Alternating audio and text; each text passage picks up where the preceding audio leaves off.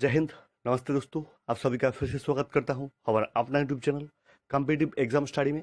जैसे कि आप लोग जानते हैं, इस चैनल में कोई भी कॉम्पिटिटिव एग्जाम के प्रिपरेशन, सिलेबस, पैटर्न्स और डेली करंट अफेयर्स के पूरी जानकारी मिलेंगे। तो दोस्तों, जिन लोगों ने अभी भी हमारे चैनल को सब्सक्राइब नहीं किया, जरूर जुड़िए हमारे साथ और जरूर सब्सक्राइब करिए हमारे चैनल को और बेल आइकन को प्रेस कर लेना।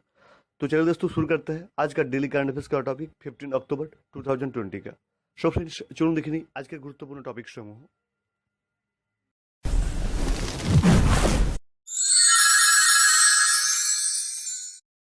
ফ্রেন্ডস, আজকের প্রথম প্রশ্ন, এপিজে আব্দুল কালামের জন্মবার্ষিকী উপলক্ষে 15 অক্টোবর কী দিবস হিসেবে পালন করা হয়? ডক্টর এপিজে আব্দুল কালামের জন্মবার্ষিকী উপলক্ষে 15 অক্টোবর কী দিবস হিসেবে পালন করা হয়? তো আনসার দেখে নেবো আমরা। তো আনসার হয়ে যাবে world students day. Friends, our 11 prime minister and rocket missile man doctor APJ Abdul Kalam, or great teacher, তো তার জন্মদিন হিসেবে আমরা ওয়ার্ল্ড স্টুডেন্টস ডে পালন করা হয় 15 অক্টোবর। চলে যাবো আজকের পরের প্রশ্ন, 2 নম্বর প্রশ্নে, সুরক্ষা কবচ নামে সন্ত্রাস বিরোধী অনুশীলনের আয়োজন করলো কারা? সুরক্ষা কবচ নামে সন্ত্রাস বিরোধী অনুশীলনের আয়োজন করলো কারা? তো অ্যান্সার দেখে নেবো আমরা। তো আনসার হয়ে যাবে ইন্ডিয়ান আর্মি এবং মহারাষ্ট্র পুলিশ। ফ্রেন্ডস, সুরক্ষা কবচ জয়েন্ট অ্যান্টি টেররিস্ট এক্সারসাইজ বা Indian army and Maharashtra police. চলে যাবো আজকের পরের প্রশ্ন, অর্থাৎ 3 নম্বর প্রশ্নে, ভারতে ডিজিটাল পেমেন্টের প্রসার ঘটাতে উবার কোম্পানির সাথে টাই আপ করলো কোন কোম্পানি? ভারতে ডিজিটাল পেমেন্টের প্রসার ঘটাতেই উবার কোম্পানির সাথে টাই আপ করলো কোন কোম্পানি? তো অ্যান্সার দেখে নেবো আমরা। সবাই খুবই জানেন আপনারা অ্যামাজন পে, অনেকেই ইউজ করেন, অ্যামাজন পে হয়ে যাবে একদম সঠিক উত্তর। চলে যাবো আজকের পরের প্রশ্ন, অর্থাৎ 4 নম্বর প্রশ্নে, টিম ভারত পে নামে টিভি ক্যাম্পেইনের জন্য 11 জন ক্রিকেটারকে ব্র্যান্ড অ্যাম্বাসেডর হিসেবে নিযুক্ত করলো কোন কোম্পানি? টিম ভারত পে নামে 11 জন ক্রিকেটারকে টিভি ক্যাম্পেইনের জন্য ব্র্যান্ড অ্যাম্বাসেডর হিসেবে নিযুক্ত করলেন কোন কোম্পানি? তো অ্যান্সার দেখে নেবো আমরা। তো অ্যান্সার হয়ে যাবে Bharat pay. Friends, Bharat pay company হয়ে যাবে একদম সঠিক উত্তর। চলে যাবো আজকের পরের প্রশ্ন, অর্থাৎ 5 নম্বর প্রশ্নে, সম্প্রতি 93 বছর বয়সে মারা গেলেন প্রখ্যাত সঙ্গীত শিল্পীর নাম কি? খুবই গুরুত্বপূর্ণ প্রশ্ন ফ্রেন্ডস। তো সম্প্রতি 93 বছর বয়সে মারা গেলেন প্রখ্যাত সঙ্গীত শিল্পীর নাম কি? তো আনসার দেখে নেবো আমরা। তো আনসার হয়ে যাবে কৌমুদি মুন্সি, যিনি গুজরাটের নাইট অ্যাঙ্গেল নামে পরিচিত। আরেকটা প্রশ্ন এখান থেকে আসতে পারে ফ্রেন্ডস, গুজরাটের নাইট অ্যাঙ্গেল নামে কে পরিচিত? তো কৌমুদি মুন্সি হয়ে যাবে একদম সঠিক উত্তর, যিনি প্রখ্যাত সঙ্গীত শিল্পী, 93 বছর বয়সে সম্প্রতি মারা গেলেন।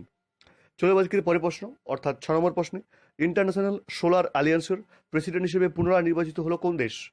ইন্টারন্যাশনাল সোলার আলিয়ান্স এর প্রেসিডেন্ট হিসেবে পুনরায় নির্বাচিত হলেন কোন দেশ? চলে যাবে অ্যান্সার দেখতে আমরা। তো অ্যান্সার হয়ে যাবে ভারত। ফ্রেন্ডস, প্রেসিডেন্ট হয়ে যাবে ইন্ডিয়ান সোলার আলিয়ান্সের প্রেসিডেন্ট হয়ে যাবে ভারত, এবং কো প্রেসিডেন্ট তার সঙ্গে জেনে নেব আমরা ফ্রান্স। ফ্রেন্ডস, কো প্রেসিডেন্ট হয়ে যাবে ফ্রান্স, একদম সঠিক উত্তর। চলে যাবো আজকের পরের প্রশ্ন, অর্থাৎ 7 নম্বর প্রশ্নে, সুজল drink from tap mission launch করলেন কোন রাজ্যের মুখ্যমন্ত্রী? সুজল drink from tap mission launch করলেন কোন রাজ্যের মুখ্যমন্ত্রী? তো চলুন দেখে নিই অ্যান্সার। তো অ্যান্সার হয়ে যাবে উড়িষ্যার মুখ্যমন্ত্রী নবীন পটনায়ক। ফ্রেন্ডস, নবীন Patnaik, the prime minister of Orissa, একদম সঠিক উত্তর। চলে যাবো আজকের পরের প্রশ্ন, অর্থাৎ 8 নম্বর প্রশ্নে, গুগল পে এবং ভিসা এর সহযোগিতায় এসসিই ক্রেডিট কার্ড লঞ্চ করলো কোন ব্যাংক? গুগল পে এবং ভিসার সহযোগিতায় এসসিই ক্রেডিট কার্ড লঞ্চ করলো কোন ব্যাংক? তো চলুন দেখে নিই অ্যান্সার। তো অ্যান্সার হয়ে যাবে axis bank. Friends, axis bank হয়ে যাবে একদম সঠিক উত্তর। চলে যাবো আজকের পরের প্রশ্ন, অর্থাৎ 9 নম্বর প্রশ্নে, ইউএন হিউম্যান রাইটস এর মেম্বার হিসেবে পুনরায় নির্বাচিত হলেন কোন দেশ? ইউএন হিউম্যান রাইটস এর মেম্বার হিসেবে পুনরায় নির্বাচিত হলেন কোন দেশ? তো চলুন দেখে নিই অ্যান্সার। তো অ্যান্সার হয়ে যাবে নেপাল। ফ্রেন্ডস, নেপাল হয়ে যাবে একদম সঠিক উত্তর। চলে যাবো আজকের পরের প্রশ্ন, তো 10 নম্বর প্রশ্নে, নেদারল্যান্ডে ভারতের পরবর্তী রাষ্ট্রদূত হিসেবে নিযুক্ত হলেন কে? খুবই গুরুত্বপূর্ণ টপিক ফ্রেন্ডস, এবং আপকামিং কম্পিটিটিভ এক্সামের জন্য খুবই গুরুত্বপূর্ণ প্রশ্ন। So note this one. তো নেদারল্যান্ডে ভারতের পরবর্তী রাষ্ট্রদূত হিসেবে নিযুক্ত হয়ে যাবে, তো সঠিক উত্তর হয়ে যাবে প্রদীপ কুমার রাওয়াত। ফ্রেন্ডস, প্রদীপ কুমার রাওয়াত হয়ে যাবে একদম सटीक उत्तर। तो ये ছিল আজকের গুরুত্বপূর্ণ 10টি কারেंट अफेयर्स फ्रेंड्स।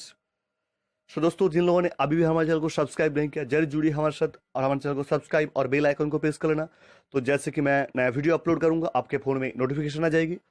आज के लिए इतना ही दोस्तों, और इस वीडियो को अच्छे लगे तो अपने दोस्तों के साथ जो बंदा अभी भी कॉम्पिटिटिव एग्जाम का प्रिपरेशन ले रहे हैं उन लोगों के पास भेज देना। तो चलिए दोस्तों, आज के लिए इतना ही, फिर से मिलेंगे दोबारा दूसरी वीडियो लेकर। अलविदा।